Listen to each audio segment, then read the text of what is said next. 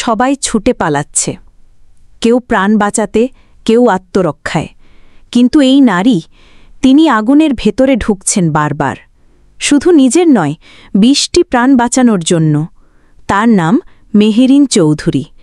তিনি ছিলেন একজন শিক্ষক, কিন্তু আজ তিনি হলেন এক জীবন্ত শহীদ। কেউ একজন নিউজ হয়ে গেলেন, আর কেউ একজন নির্বাক ইতিহাস। বিমান দুর্ঘটনায় যখন আগুনে পুড়ছে শরীর, তখনও তিনি কাউকে ডাকছিলেন না, ডাকছিলেন শিশুদের। বের হও বাবা, এইদিকে এসো, আমি আছি। ২০টা ছোট্ট প্রাণ জ্বলন্ত ধোঁয়ার মধ্যে হারিয়ে যাচ্ছিল। আর এই নারী পোড়া শরীর নিয়ে একে একে তাদের টেনে টেনে বের করছেন। নিজের শরীর পুড়ছে, কিন্তু নিজের ছেলেমেয়ে না হয়েও এই শিশুগুলোকেই আঁকড়ে ধরলেন, আর বললেন না একবারও, আমাকে আগে নাও। এমন আত্মত্যাগ তো শুধু সিনেমায় দেখা যায়, কিন্তু এইবার বাংলাদেশ দেখল বাস্তবে।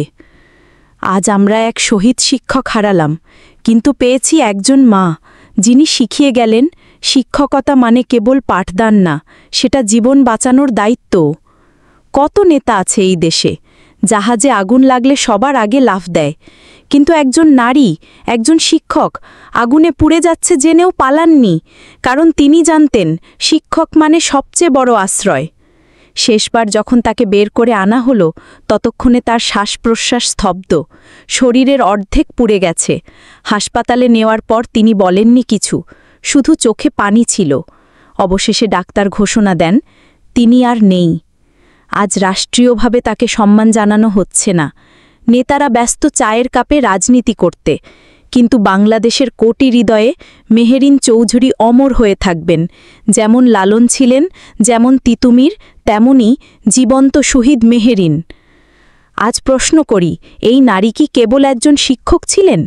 না, তিনি ছিলেন জীবনের ফেরিওয়ালা, যিনি শেখালেন পাঠদান নয়, কাজ দিয়ে মানুষকে বদলানো যায়। আমাদের চারপাশে কত মসজিদ, স্কুল, শিক্ষক, কিন্তু কয়জন এমন আগুনে ঝাঁপ দিতে পারে শিশুদের জন্য? কয়জন নেতা পারত এমনটা করতে? তুমি চলে গেলে মেহেরিন আপু, কিন্তু রয়ে গেলে আমাদের হৃদয়ে। যেখানেই থাকবে, আল্লাহ যেন তোমাকে শহীদের মর্যাদা দেন। তুমি পুড়লে যেন ২০টি ফুল ফোটে আরেকবার। আমরা তোমাকে ভুলব না, কখনো না। শিক্ষক নয়, তুমি ছিলে মা, আর আজ তুমি শহীদ। বাংলাদেশ তোমাকে স্যালুট জানায়।